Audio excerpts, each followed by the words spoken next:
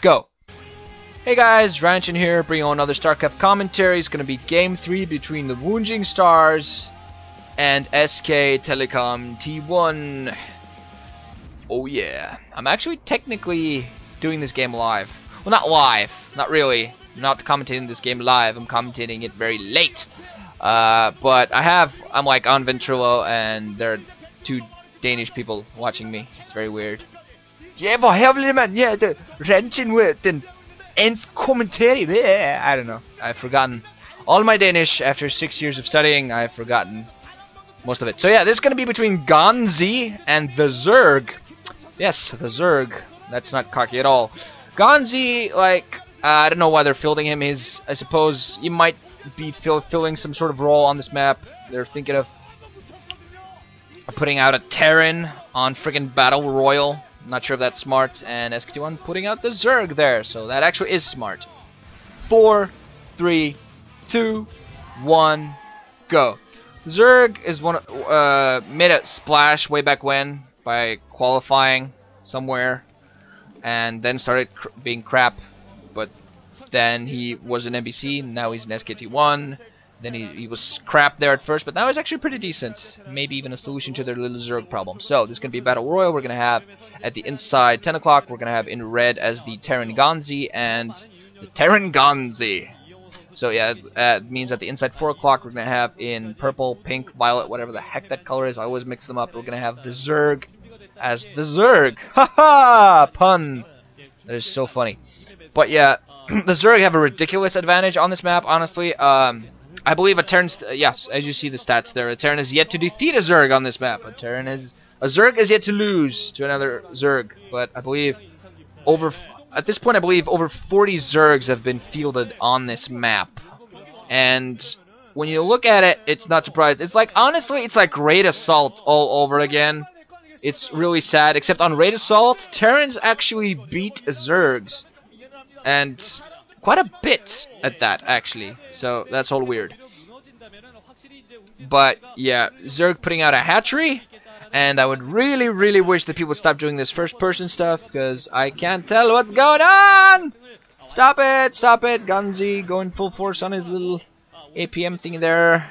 Spawny pool are going to be set up, and GanZi blocking off into his main, I believe. So yeah, there is of course those dual assimilators that you can destroy. And if you do that, that's going to prevent there's assimilators blocking the natural, and if you destroy them, they're going to block all troop movement. You're going to be able to block pretty much everything's coming our way. If you kill one assimilator, only small units will go through, Marines, Zerglings, and if you block off both of them, no units will get through, so nothing's going to sneak through with that. But yeah, it's actually, I think going mech on this map could be very bad. But of course, if you do destroy, there are buildings around, some random buildings around the map that you can destroy, such as Zelnaga temples that you can destroy to be able to bypass those forces, those things around there. Okay, so maybe the Zerg didn't put down the hatchery until just now. I thought he had put down one earlier, but obviously I was wrong, and I'm a silly person. And GanZi producing some Marines while getting his gas. Gas is fairly late, so apparently he's not going to go mech, just getting his gas now. He's probably going to add a barracks or too soon, possibly go for tech. No, okay, it is going to be a factory. How silly of me, how stupid am I? First Marine going to go out, going to try to kill off that Overlord. Overlord should be able to manage to go away in time. I think, honestly, the factory, I think it was spotted. I'm not sure if the Overlord spotted the factory, but if the Overlord did spot the factory, that's going to be it. That's going to be curtains, because the Zerg is going to be able to kill one assimilator. And none of those factory units will be able to go up and do any harassment, because getting an early vulture, you get it scouted, that's it, you're screwed. It's going to take out one assimilator, both, maybe even, just to be safe, and that's going to be, see, one assimilator is going to go down, and that prevents all mech from moving out and doing any sort of damage whatsoever. Mutalisk's very, very good on this map, because you can just flying around all over the place, all over the bases, just being all annoying. Haha, we're Mutalisk. Bam, worker death. Bam, worker death. Haha, we're Mutalisk. Fly around. Only a couple of Marines out. Don't think Overlord's got killed now. Nope. Oh, the Zerg being crafty, moving at the Overlord again to get the scout. Starport. So, okay, apparently GanZi thinking of going, I'm not sure if he's going for 2-port Wraith. I think actually 2-port Wraith is one of the strategies that could really work on this map. That's why I want to see Lita play on this map against the Zerg because he's really the master of two-port Wraith. First Vulture out, that's not going to be able to do anything. Barracks going to float around. I'm not quite sure if the Zerg actually got a spot on the whatchamacallit. Oh! Marines are actually going to take out their own natural assimilator just to prevent Zergers from coming in, but very smart by the Zerg overall to take. I think I might have called him Zero by accident. It's a quite big insult to Zero. I apologize.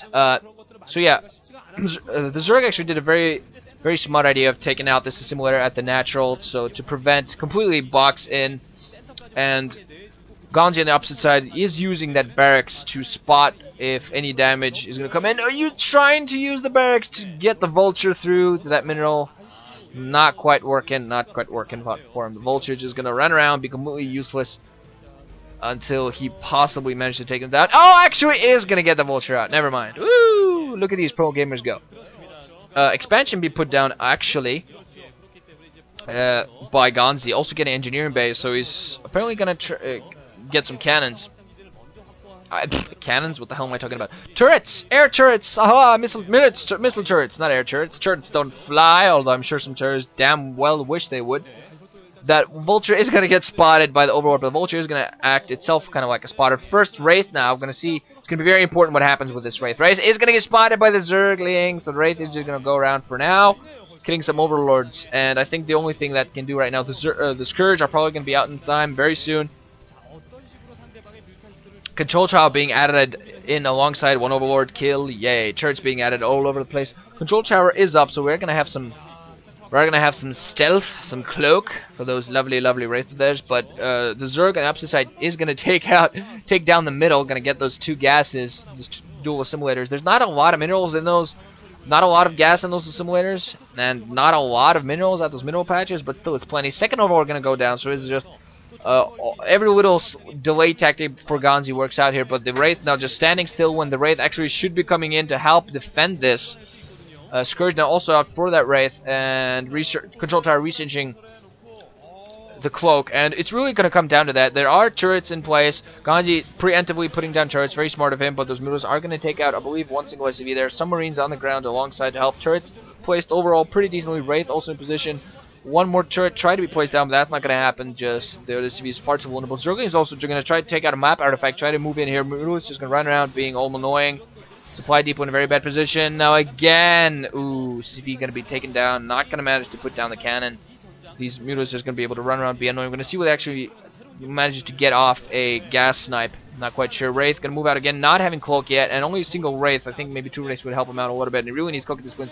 One supply depot is going to go out, and the Marines not in a position to really help with that. Second Wraith now out as well, and Mop Artifact has been taken out by the Zerg.